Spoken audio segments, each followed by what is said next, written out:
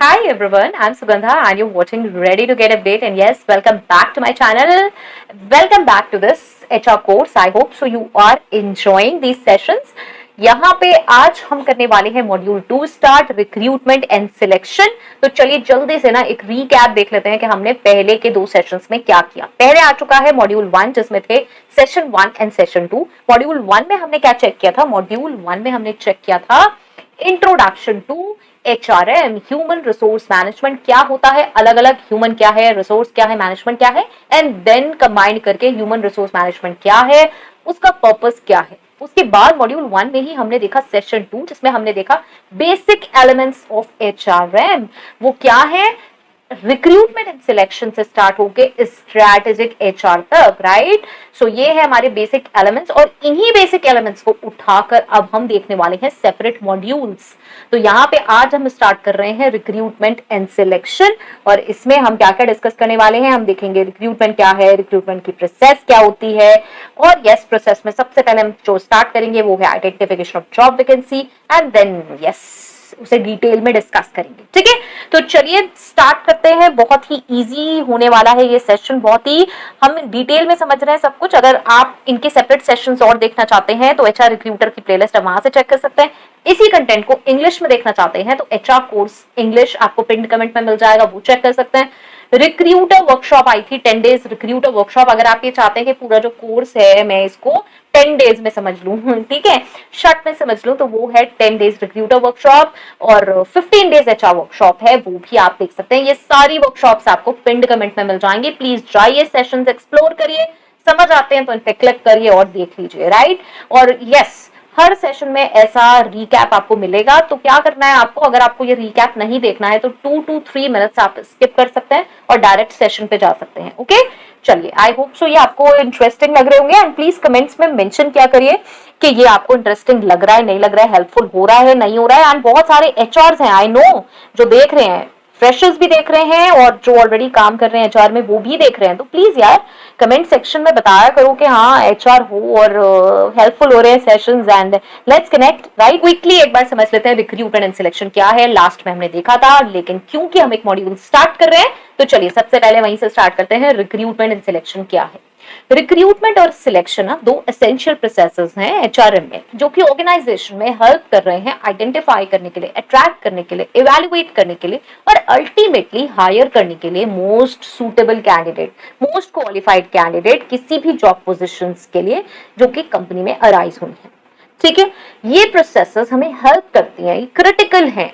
अगर हमें टैलेंटेड और स्किल्ड वर्कफोर्स लानी है अपनी ऑर्गेनाइजेशन में, जैसे कि हम अपनी ऑर्गेनाइजेशन की सक्सेस में कंट्रीब्यूट कर सके, तो ये प्रोसेसेस एसेंशियल है। हमें रिक्रूटमेंट एंड सिलेक्शन को कंसिडर करके ही किसी को हायर करना पड़ेगा।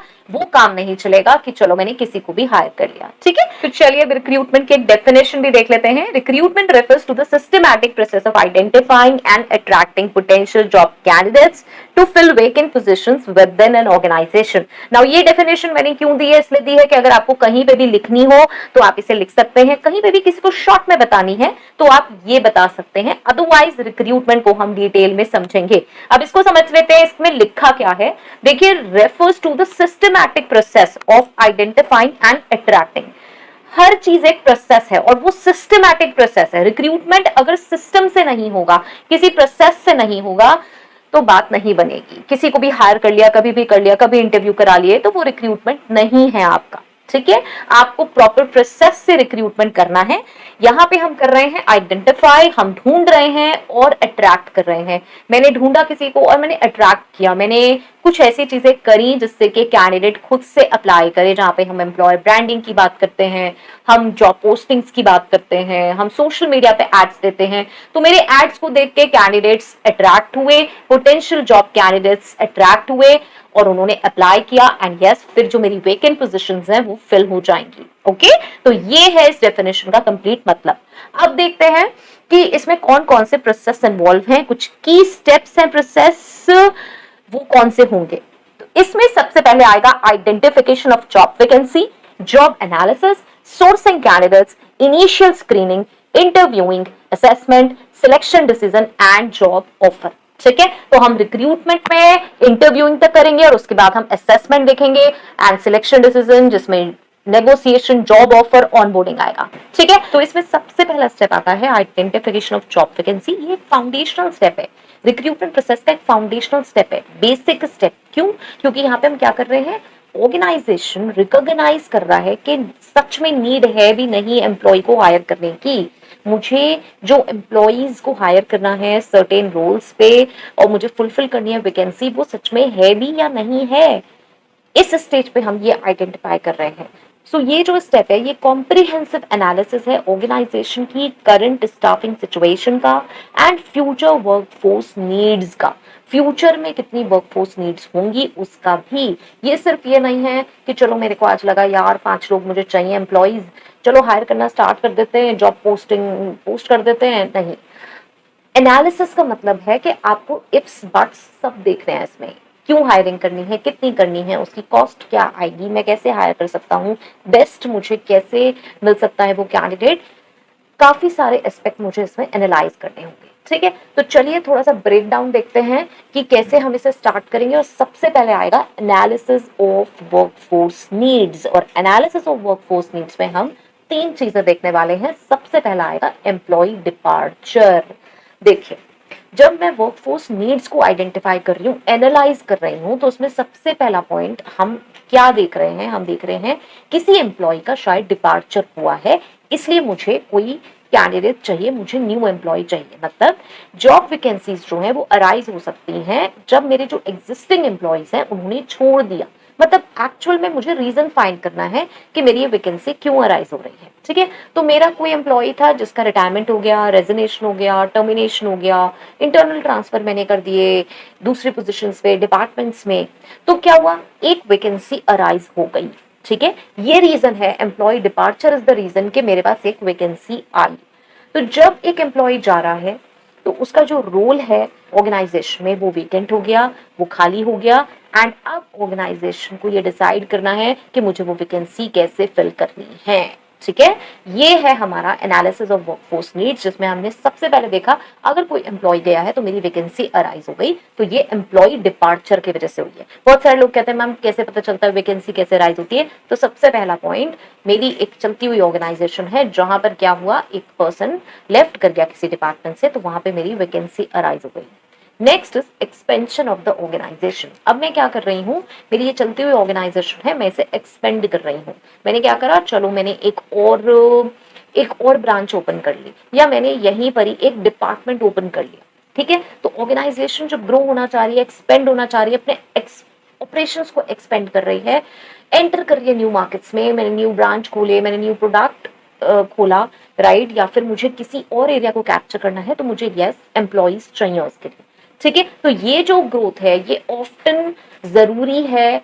इस ग्रोथ के लिए मुझे जरूरी है कि मैं न्यू हायर करूं एम्प्लॉइज को, न्यू एम्प्लॉइज को मैं हायर करूं, जिससे कि जो मेरा ये इंक्रीज्ड वर्कलोड है, जो न्यू रिस्पॉन्सिबिलिटीज आ रही हैं, जो मुझे ये लार्जर कस्टमर बेस नीड को फॉलो करना है, मतलब इसे फुलफिल करना है।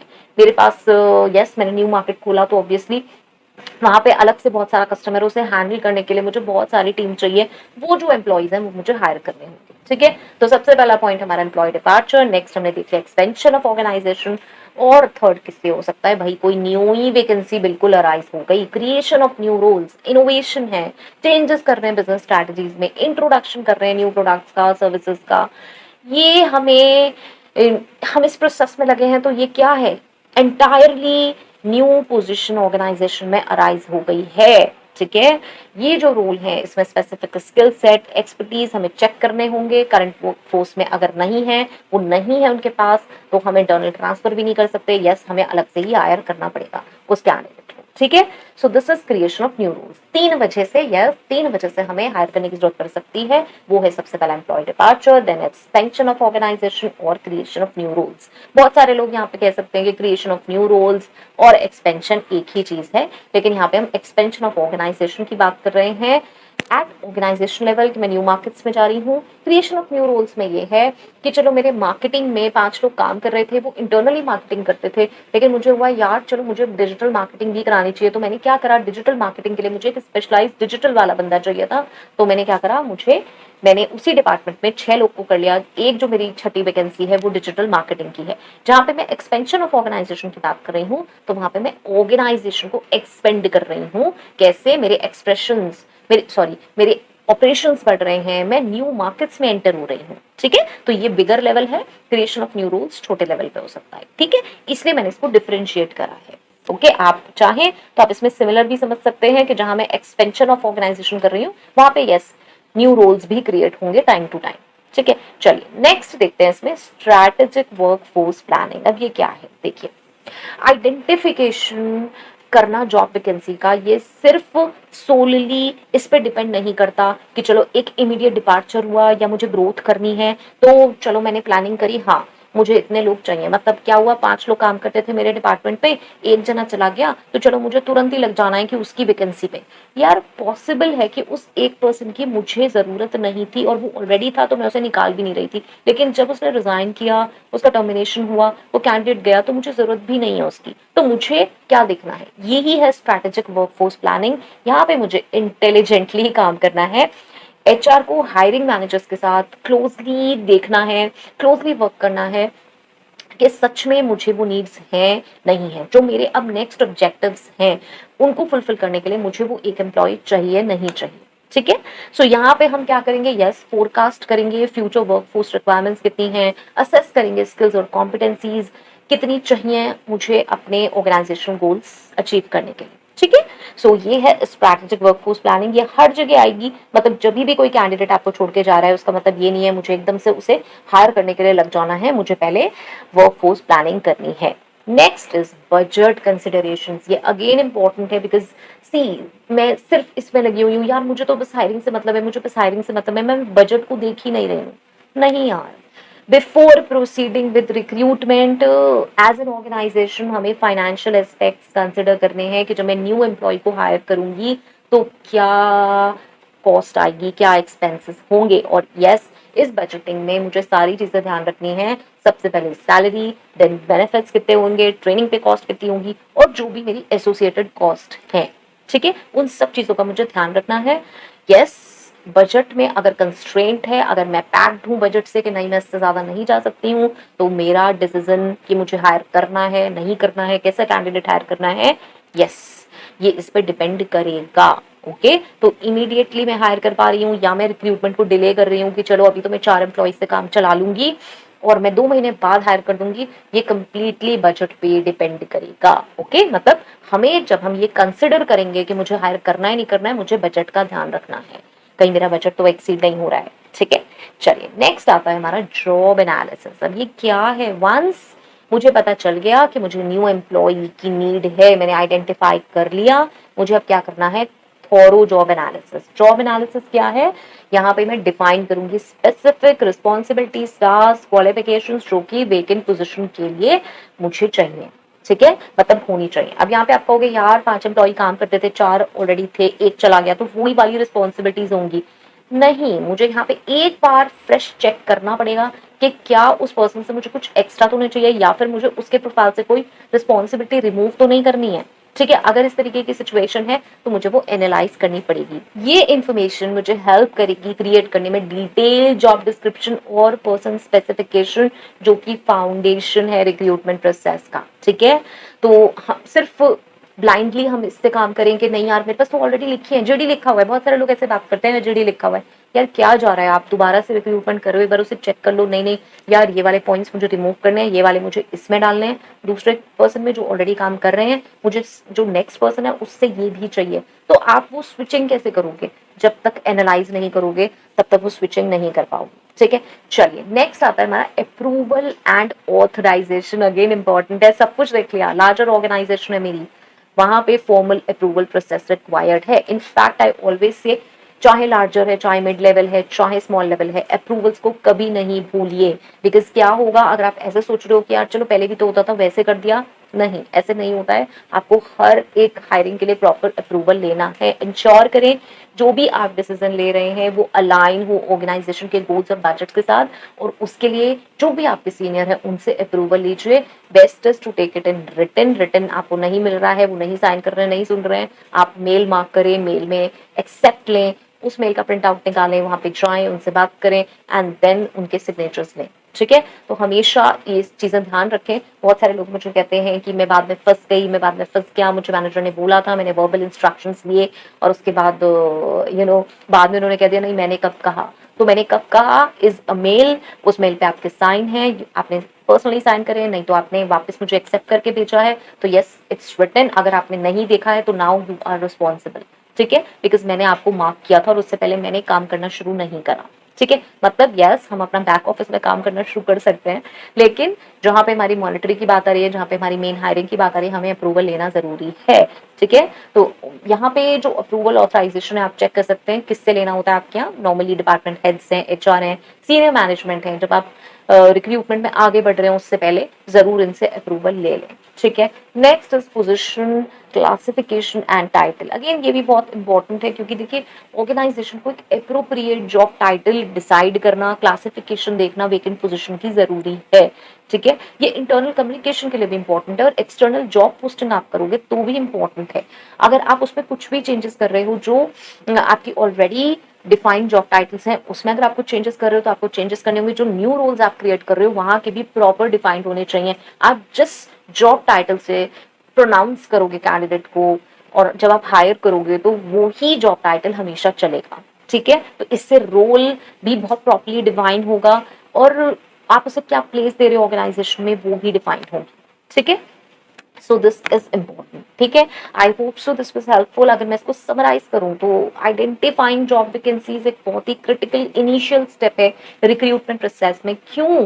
बिकॉज ये सेट कर रहा है स्टेज सारी सब्सिक्वेंट एक्टिविटीज का। इसके बाद जो एक्टिविटीज होंगी वो क्यों होंगी, कैसे होंगी, वो यहीं से स्टार्ट हो रही है। मुझे हायरिंग करनी है नहीं करनी है वो यहीं स्टॉप हो जाएगा। ठीक है, तो यस ये एक कॉम्बिनेशन है स्ट्रैटेजिक प्लानिंग का, फाइनेंशियल कंसिडरेशंस का जो हमने बजट में बात करी, और क्लियर अंडरस्टैंडिंग ऑर्गेनाइजेशन के गोल्स और वर्कफोर्स नीड्स का। प्लीज ब्लाइंडली इस पे फोकस ना करें कि वो एक कैंडिडेट चला गया तो मुझे हायर करना ही करना है, नहीं।